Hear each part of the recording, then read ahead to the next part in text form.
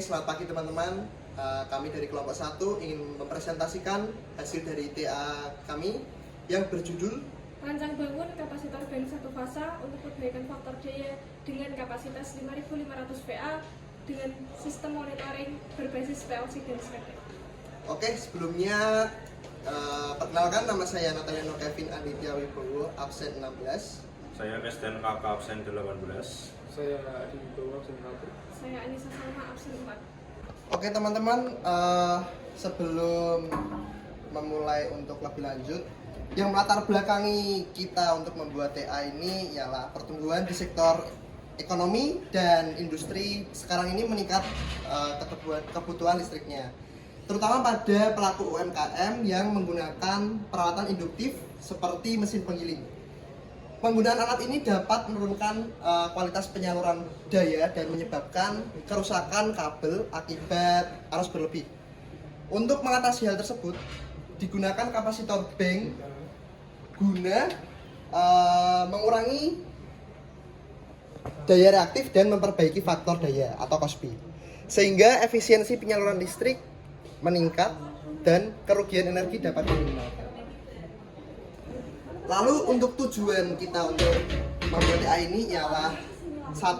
Dapat memperbaiki faktor daya, 2. Mencegah komponen-komponen listrik agar terhindar dari kebakaran atau kerusakan, 3. Mengurangi biaya tambahan atau tagihan listrik. Baik, sini saya akan menyebutkan beberapa komponen yang kami pasang pada alat kami. Yang pertama ada MCB 1 fase. Kami menggunakan 2 MCB 1 fase, yang satu berfungsi untuk proteksi daya, yang satu untuk proteksi kendali. Ada menggunakan satu fuse juga, menggunakan ini karena bertujuan untuk proteksi step kapasitor yang ada di bawah. Kemudian ada CT untuk mengukur arus yang akan dikirimkan ke multifunction meter. Kemudian ada power supply untuk menyuplai daya ke PLC. Ada RS485 di sini sebagai komunikasinya. Kemudian ada ESP32 untuk mengkonversi data yang diterima dari power meter ke PLC. Kemudian ada SSR digunakan untuk mengalirkan arus ke kapasitor. Kemudian ada kapasitor digunakan untuk memperbaiki faktor daya. Di sini juga ada power outlet untuk menghubungkan beban ke sistem. Di sini ada fan atau kipas AC yang berfungsi untuk menjaga kelembaban suhu panel agar tetap stabil. Kemudian tampak luar panel, di sini kami memasang HMI yang digunakan untuk menampilkan data yang diperoleh. Kemudian ini ada multifunction untuk membaca data. Kemudian ini ada selector switch untuk mengubah mode manual ke otomatis, dan yang terakhir ada emergency untuk memutus aliran arus apabila terjadi gangguan darurat. Kemudian cara kerja alat yang pertama menggunakan CT untuk mengukur arus dari sumber listrik menuju ke bebannya. Kemudian arus listrik yang terukur akan dikirim ke power meter melalui S1 S2. Kemudian di input potensial transformernya juga untuk mengukur tegangan.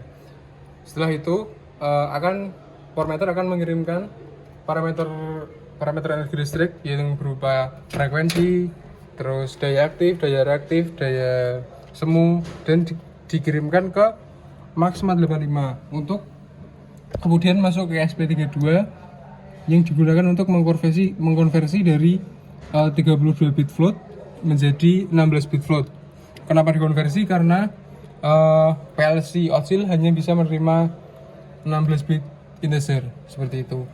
Setelah data diterima oleh PLC, kemudian data tersebut diolah untuk menyesuaikan kebutuhan kapasitansi pada suatu sistem, dan kemudian outputnya melalui R1 sampai R6 untuk menyalakan solid state relay-nya. Solid state relay akan, jika mendapat sinyal dari PLC, akan menghubungkan arus yang dari sumber listrik ke setiap step kapasitornya. Seperti itu. Kemudian kapasitansi dari beban akan tercover oleh kapasitor tersebut. Terima kasih. Jadi intinya proyek kami berfokus pada satu hal penting, bagaimana caranya biar listrik kita lebih efisien. Kita semua tahu kan, kadang listrik itu boros minta ampun. Nah, untuk mengatasi hal itu kami berinovasi dengan membuat rancang bangun kapasitor bank satu fasa berbasis PLC dan SCADA. Gampangnya tuh alat ini kayak penjaga listrik di rumah atau di gedung. Dia bantu penggunaan listrik kita lebih pas, nggak kebanyakan atau kekurangan. Jadi, kerugian energi bisa diminimalisir. Ujung-ujungnya hemat biaya operasional dan pastinya.